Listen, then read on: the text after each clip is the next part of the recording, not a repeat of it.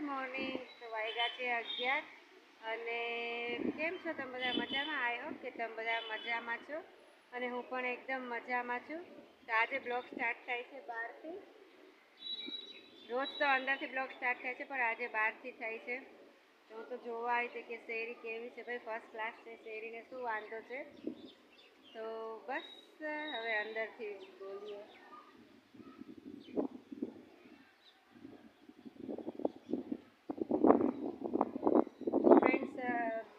Blog start થાય છે 11 વાગે અને સ્વાગત છે તમારા બધાનું મારા બ્લોગમાં, મારા સ્વીટ હોમમાં.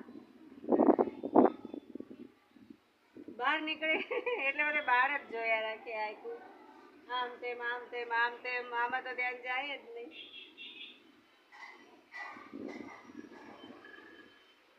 તડકો ખાવાની ભાઈ આવે મજા આવે અટાણમાં. બહારનું તો વાતાવરણ મસ્ત મજાનું છે.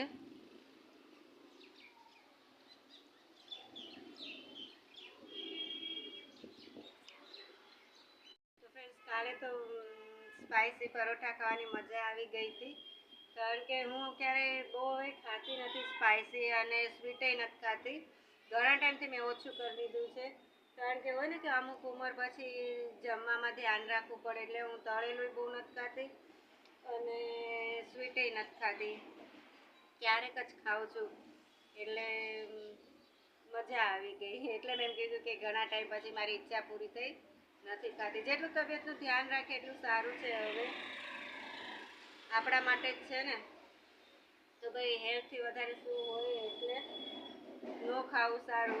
બહાર પછી તો નકરું બહાર જ ધ્યાન જાય છે, બ્લોગમાં ઓછું ધ્યાન જાય. તો આઈ એમ સોરી. ભાઈ તમે અંદર આવીને હવે થોડીક વાતો કરું, બંધ કરતો પેલા. તો અહીંયા મસ્ત મજાના મારી જેવા ખીલેલા ભાત થઈ ગયા છે ને, મારી જેવા જ ખીલેલા. અહીંયા દાળ થઈ ગઈ છે પણ ઉકળવા દેવાની છે, હજી બાકી છે. અહીંયા બટેટાનું શાક થઈ ગયું છે. બસ તો હવે થોડીક વાર રહીને આજે વહેલા કરી નાખી, કારણ કે નવરી હતી મચ્છર માખી મારવાની કરતા તો રસોઈ કરી લેવી સારી. તો બસ રોટલી અને દાળ બે બાકી છે, એ હજી તો બહુ વાર છે.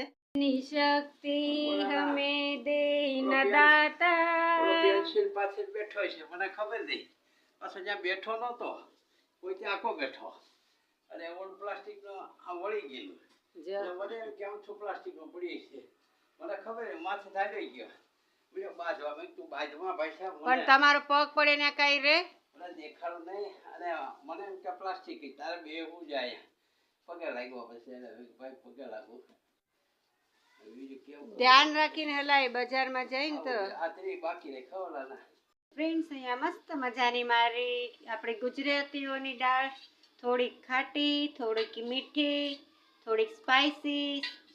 તો મારી મસ્ત મજાની દાળ ઉકળે છે, હજી તો મૂકી જ છે એટલે વઘારને તો હજી વાર છે. તો આપણે આને શાંતિથી ઉકળવા દઈએ. વઘારવા માટે અહીંયા મેં તેલ લઈ લીધું છે અને અહીંયા ખડા મસાલા બધા આવી ગયા છે. તો ફટાફટ હું દાળ વઘાર લઉં. હે ગાઈસ, તો મસ્ત મજાની મારી દાળ તૈયાર થઈ ગઈ છે.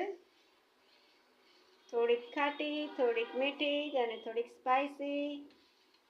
મસ્ત ચટપટી મારી મમ્મી કરે એવી. ફ્રેન્ડ્સ, તમને નહીં ખબર પણ મારી મમ્મી દાળ એટલી મસ્ત કરે. મુંબઈ મારા મામા છે ને, એને મારા મમ્મીના હાથની રસોઈ બહુ ભાવે. તો હવે આ વઘારી ગઈ છે, હવે આને સહેજ ઉકળવા મૂકી દઉં. હાય ગાઈસ, તો 6:30 થાય છે અને ચા તો અમારી ક્યારની પીવાઈ ગઈ છે. અને બસ બ્લોગ બપોરે મેં તમારી સાથે વાતચીત કરતી હતી, બપોર સુધી રસોઈ કરતી ત્યારે મેં શૂટ કર્યું હતું. પછી તો કામ હતું ભાઈ, દાળ ભાત ખાધા હતા. એટલે દાળ ભાત ખાઈને તમને બધાને ખબર તો છે કે ઊંઘ તો બહુ જ આવે, ઘસઘસાટ ઊંઘ આવે. અને ભાઈ અમારે તો ઊંઘ ક્યાં લેવા જાય પડે. તમે તો અમારા બ્લોગમાં ઘણું જોયું હોય છે કે અમે ગમે તે ગમે ત્યાં સૂઈ જાય, ગમે એટલા વાગે કે તે અમે સૂઈ જાય. અને ભાઈ ઘસઘસાટ અમને તો નીંદર આવે, બહુ નીંદર આવે. જોકે મને નહીં, હંમેશા પપ્પા એને ગમે ને તમે ગમે તે સુવાનું છે ને એને ઊંઘ આવી જાય. મને એવી ટેવ નહોતી, મને ગમે જેમ કે ટેવ નથી કે ભાત જ ગમે ખાવ તો મને નીંદર નહોતી, કારણ કે ત્યાં હું ચણિયા ચોળી સાડી ને એવું ભરતી, એટલે આખો દિવસ મને ટાઈમ ન રહેતો. હું સમથી નથી સુવાંટે, પણ માણા કહે ને કે જેવો રંગ એવો સંગ આવી જાય. તો બસ એવું જ કંઈક છે કે અમે સપારે આટલું રહીને મને જેમ સુવાની ટેવ પડી ગઈ ગમે તે.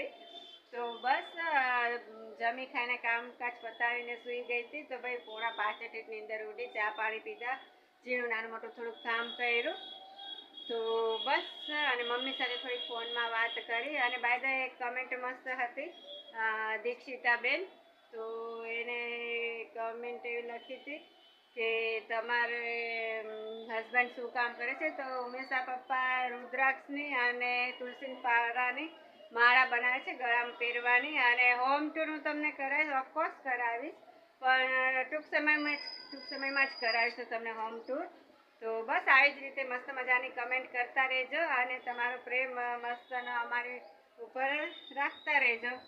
તો હવે થોડુંક આ લોકો વાતો કરીશ ને ત્યાં જાવ બેસું, કારણ કે આમથી મારો અહીંયા હાથ રહી ગયો. ફ્રેન્ડ્સ, રાતનું જમવાનું તૈયાર થઈ ગયું છે. અહીંયા મસ્ત મજાનું લસણવાળું છાશ નાખીને મારું ગાંઠિયાનું શાક તૈયાર થઈ ગયું છે. અહીંયા ભાખરી થઈ ગઈ છે ને બપોરની દાળ પડી છે, એ પણ ગરમ સાથે કરી નાખું. તો ચાલો જમવા. ગાઈસ, તમે મસ્ત મજાનો ડ્રેસ પહેર્યો છે. અહીંયા તો ક્રીમ કલરનો દેખાતો છે, પણ નીચે વર્ક બહુ મસ્ત છે, તમને બતાવું. ચાલો. મસ્ત મજાનો વર્ક વાળો, મને આ બહુ જ ગમે છે. વર્ક કેટલું સરસ છે, કેવા મલ્ટી કલર મિક્સ કલર છે, કલરફુલ ડ્રેસ. ઉમેશા પપ્પા જય સ્વામિનારાયણ. કેમ મૂંઝાયેલા લાગો? હે આમ ફોર્મમાં ગાડી રાખો ભાઈ. મેન માણા ફોર્મમાં હોય તો જ મજા આવે, નકર મજા જ ન આવે. દાંત દુખે છે? જરી જરી દુખે છે ને? તો હજી શિયાળો છે ત્યાં કઢવી ના ખાય. ફ્રેન્ડ્સ, જમવાને હજી વાર છે ને. અમે પપ્પાને માળાઈ થઈ ગઈ છે તો બેઠા છે, અને હું પણ બેઠી જ છું. હે ગાઈસ, તો વાગ્યા છે 8:30 અને રસોઈ મારી કમ્પ્લીટ આજે વહેલા થઈ ગઈ છે. રસોઈમાં ગાંઠિયાનું શાક, જે મારું ફેવરેટ છે, અને બીજું ભાખરી, અને એક બપોરની દાળ પડી હતી. તો એ છોકરાઓને બહુ ભાવે છે અને મને થોડીક ભાવે છે. રાતે હું નથી રિસ્ક લેતી. તો બસ જ્યારે જમવા બેસવું છે ત્યારે દાળ ગરમ કરી નાખીશ, અને જમવાની થોડીક હજી વાર છે. તો મેં કે ચાલો થોડોક એન્ટરટેન કરાવું. તો બસ बड़े अच्छे लगते हैं ये नैना.